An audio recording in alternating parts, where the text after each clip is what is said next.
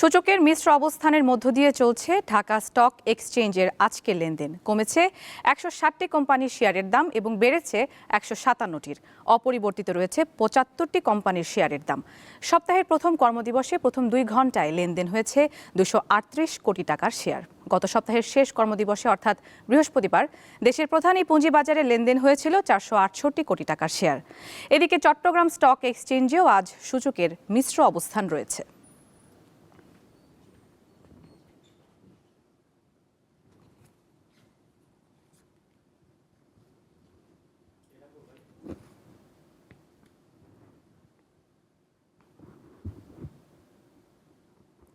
দর্শক, ঢাকা স্টক এক্সচেঞ্জের আরও খবর নিয়ে আমাদের সাথে যুক্ত হচ্ছেন সহকর্মী শাহরিয়ার ইমন।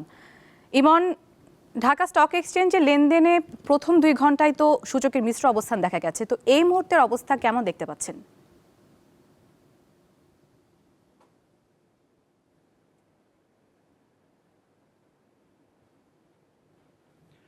হ্যাঁ নুজহাত, আজ দেশের প্রধান পুঁজিবাজার ঢাকা স্টক এক্সচেঞ্জের প্রথম কার্যদিবসে লেনদেনের মাঝে রয়েছি আমি।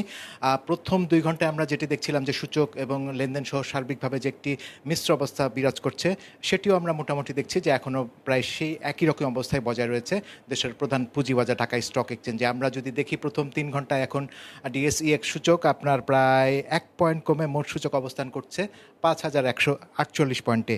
একই সাথে আমরা যদি দেখি যে লেনদেন হওয়া যে কোম্পানিগুলো আজকের যে অবস্থা, সেক্ষেত্রে আমরা দেখছি এখন বেশিরভাগ কোম্পানির শেয়ারের দর বেড়েছে। অর্থাৎ আমরা দেখছি ১৭৬টি কোম্পানির শেয়ারের দর বেড়েছে, আর দাম কমার তালিকায় রয়েছে ১৪২টি কোম্পানির শেয়ার, এবং সেক্ষেত্রে আমরা দেখছি যে কোনো দামের পরিবর্তন হয়নি ৭৪টি কোম্পানির শেয়ারের ক্ষেত্রে।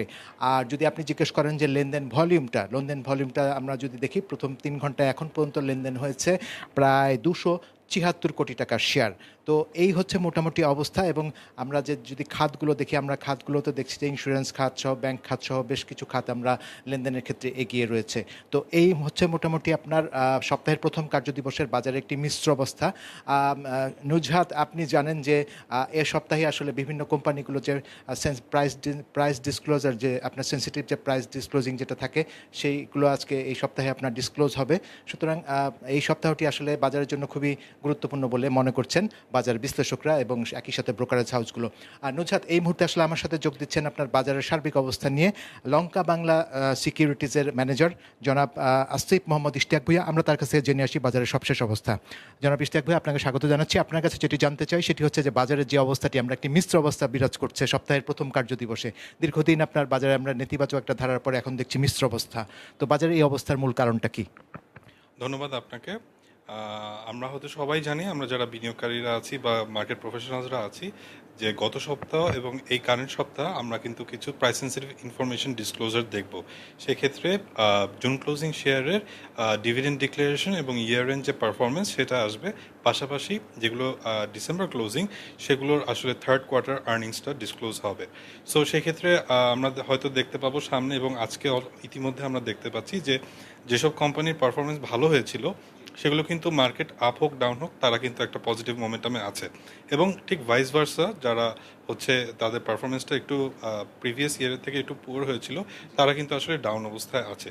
তো আমি বিনিয়োগকারীদেরকে আমি রেকমেন্ড করব যে তারা যেন এই সপ্তাহে বা এই রেস্ট অফ দ্য মান্থ যেন তারা যখন শেয়ার কিনবে তারা যেন অ্যাটলিস্ট প্রিভিয়াস পারফরমেন্সটা দেখে একটা যেন ফোরকাস্ট করে নেয় যে তার যে সামনে যে আর্নিংসটা আসবে সেটা কি আসলে ভালো আসার সম্ভাবনা আছে নাকি একটু পুয়ার আসার সম্ভাবনা আছে।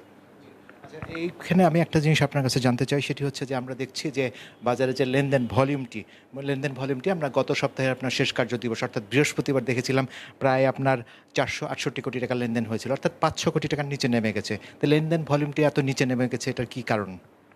এটা ওয়ান অফ দ্য রিজনস হতে পারে যে ইনভেস্টররা এখন একটু সাইডলাইনে আছে, কশাস আছে, কোন কোম্পানির কীরকম ইপিএস ডিভিডেন্ড আসে সেটা হয়তো দেখার পরে বেসড অন দ্যাট তারপরে তারা হয়তো ইনভেস্টমেন্টে যাবে। এটা ওয়ান অফ দ্য রিজনস হতে পারে। আর আমরা সূচকটাও কিন্তু আপনি খেয়াল করেছেন, এখন কিন্তু সূচক আপনার ৫,১৪৮ পয়েন্টে নেমে আসছে, যে সূচকটা কিন্তু আপনার কয়েক মাস আগেও আপনার বেশ ভালো ছিল, আপনার সূচকটা আপনার ৫,৬০০ পয়েন্ট পর্যন্ত গিয়েছিল। তো সূচকের এই অবস্থাটি কী মনে হয় আপনার, যে এখন যেহেতু আপনার প্রাইস সেন্সিটিভ ইনফরমেশনগুলো আসবে, সূচকের ক্ষেত্রে আপনার কী মনে হচ্ছে আগামীতে কী হবে? সূচক আমার ধারণা স্টেবিলাইজ হতে এই সপ্তাহটাও লাগবে। আমরা হয়তো আজকে আমরা কিন্তু সকালে দেখেছি 20-25 পয়েন্ট প্লাস, এবং আমরা কিন্তু 7-8-10 পয়েন্টও আমরা মাইনাস দেখেছি আজকের দিনের মধ্যেই। সো আমার ধারণা রেস্ট অফ দ্য উইক এরকমই আপ ডাউনের মধ্যে থাকবে। সো সেক্ষেত্রে আমি ইনভেস্টরদেরকে একটু কশাসলি ট্রেড করার আহ্বান জানাবো, এবং ভালো কোম্পানিতে যেন তারা বিনিয়োগ করে, এটাই আমার রিকোয়েস্ট থাকবে। সবশেষ আপনার কাছে যেটি জানতে চাই সেটি হচ্ছে যে আমরা দেখছিলাম যে কয়েকদিন মানে গত সপ্তাহেও আমরা দেখছিলাম যে আসলে ওভাবে আমরা কোনো একক খাতের আসলে আমরা প্রাধান্য ছিল না, বাট ধীরে ধীরে দেখছি যে আমরা কিছু কিছু খাত আসলে লেনদেনের ক্ষেত্রে এগিয়ে এসছে। আজকে কি অবস্থা? আজকে আমরা দেখতে পাচ্ছি যে ইন্স্যুরেন্স খাত লিডিং পজিশনে আছে। সেম আমি যেটা প্রিভিয়াসলিও বলেছি যে আসলে খাত ভিত্তিক মুভমেন্ট তখনই হয় যখন খাতের ওভারঅল খাতের যখন একটা পজিটিভ নিউজ আসে বা এরকম কোনো কিছু। বাট যখন আমার প্রাইস সেন্সিটিভ ইনফরমেশন আসবে, ডিভিডেন্ড ডিক্লারেশন আসবে, এই সেম খাতে কিন্তু আপনি দেখবেন যে এক এক কোম্পানির পারফরমেন্স এক এক রকম। এই কারণে আসলে এই দিস উইক আমার ধারণা যে একটু ডাইভার্সিফাইডই থাকবে, কোনো স্পেসিফিক কোনো সেক্টর কিন্তু আসলে তেমন ডমিনেন্স আমার ধারণা যে প্লে করবে না। জি, আপনাকে অসংখ্য ধন্যবাদ। নুজহাত, আসলে কথা হচ্ছিল আজকের সপ্তাহের প্রথম কার্যদিবসের শেয়ার বাজার নিয়ে। আমরা আসলে এখন পর্যন্ত যে প্রথম 3 ঘন্টায় দেখছিলাম যে লেনদেন সহ সার্বিক অবস্থা আপনার মিশ্র অবস্থার মধ্যে দিয়ে চলছে। আরও 1.5 ঘন্টা আসলে পুঁজিবাজারে লেনদেন আছে, এবং 1.5 ঘন্টা পরই বোঝা যাবে যে আজকে দিন শেষে লেনদেন কত হয় এবং সূচক কী পরিমাণ গিয়ে দাঁড়ায়। তো নুজহাত, এখন পর্যন্ত আমার হাতে এতটুকু ছিল দেশের প্রধান পুঁজিবাজার ঢাকা স্টক এক্সচেঞ্জ থেকে।